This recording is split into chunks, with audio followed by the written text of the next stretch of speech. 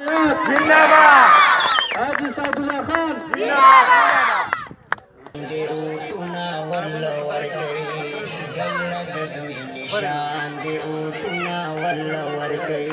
general councillor जमुन हाजी सादुल्ला खान दे गंगद दुई निशान दे उठना वल्ला वरके गंगद दुई निशान दे उठना वल्ला वरके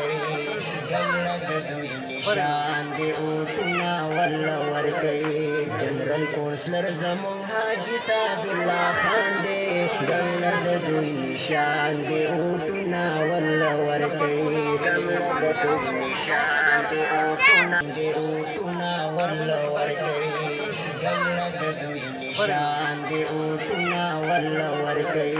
जनरल कौंसलर जमुन हाजी सादुल्ला खान कंदा दादा जी से कंदे लेबल जी से टंकेना दादा लेबल पई चे कंदे लगा दे स्कूटर दे कि मुंगा दानी शालूने चे कंदे याद साटू आ मुंगा हाकला जगा चे कंदे अप्पल उठ जमुगा चे कंदे ओले सोजी आका जाय निशी करे चे मुंगा बागा लगा वाली स्टेम ओले दो गेवर आपण अंगे सिने करा मातो से बेने मातो से जेवे ने से पर ना कोले से हमारे से ब्याह को तड़े से दाऊ सही है विचेता के मुंगा चे कंदे कोशिश को कि जमुगा उठ के कंदे पर सही तरीका वाली इस्तेमाल शी आ आगा चे कंदे जाय निशी कि मुंगा दा अल्लाह के कंदे दा स्वाद को उम्मीद को कि जमुगा दा रोड से सादुल्ला खान ने पर सही तरीका वाली चे कंदे नो खिदमतगार दे कि मुंगा दा मेहरबानी को जितना उठ पर सही तरीका को दे मुंगा चे कंदे सोन पर दे सर उठ पर जे पर जे ना से दे कंदे चाहिए वसलाम ये मुख्तसर वक्त की और मुख्तसर वैना बांधी तस्वीर तराजम शोई औरत रही बतौर मजलिसों की इज्जत हाजी से सवा शरीक सुमा हाजी से मलकर मजलिस की और बाहर और लेकिन खबर कई ये दस्ता दाऊद खालिस अल्लाह रज़ा लपारा वाड़ा किताब दाऊद माल राखई बड़ी उल्ट मानी बात अल्लाह द मखलूक खिदमत को बेगा च मतलब कि जब प्रोग्राम मजलिस में बारे कोमा बारे के मा दा खबर कड़ी वा कि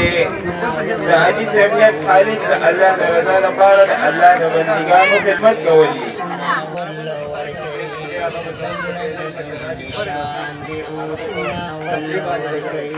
जनरल कौंसलर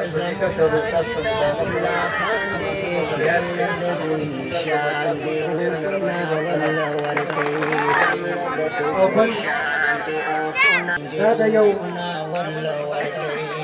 بيدار هذا يوم قوم دا علامت دے چې کله دې انتخاب کوي او کزان باندې مشر راولي دې په مجلسونو کې او په داسې جلسو کې شرکت وکړي ادا خپل د راتلونکي مشر نه ځان خبر کړي چې دا څنګه مقدس دی چې په داسې په سوچ سمج سره یو کس راشي نو هغه نه بیا د خیر کارونه خورېږي د حاجي صاحب خدمات چې کوم دی هغه دلته کې مخته وړاندې دي زما خو په خپله په یو څو خبرو باندې حاجي صاحب ډېر زیات خوښ شوی دی یوه خبره دا ده چې کله حاجي صاحب په دې ځای کې دعا کوله یو کس ورته وویل چې حاجي صاحب په دې باندې خو ستا به حقیقته درې څلور لارې کېږي خو دلته په دې غره کې د دوه ګرانې لارې جوړوي حاجي صاحب ورته په جواب کې وویل چې ښکته خو لارې هر څوک څه جوړوي د پیسو دپاره خو زما خپل دا خواهش دی چې زه د غریبو خلکو امداد وکړم زما عزتمندو دا یو ډېره د خوشحالۍ خبره وه او ډېره ښکلې خبره حاجي صاحب وکړه چې د غریبو خلکو امداد ته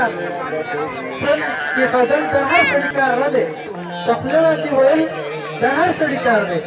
خو دې ته تن ایښودل د هر سړي کار نه دی نن سبا هر سړی د پیسو په لالچ کې پروت دی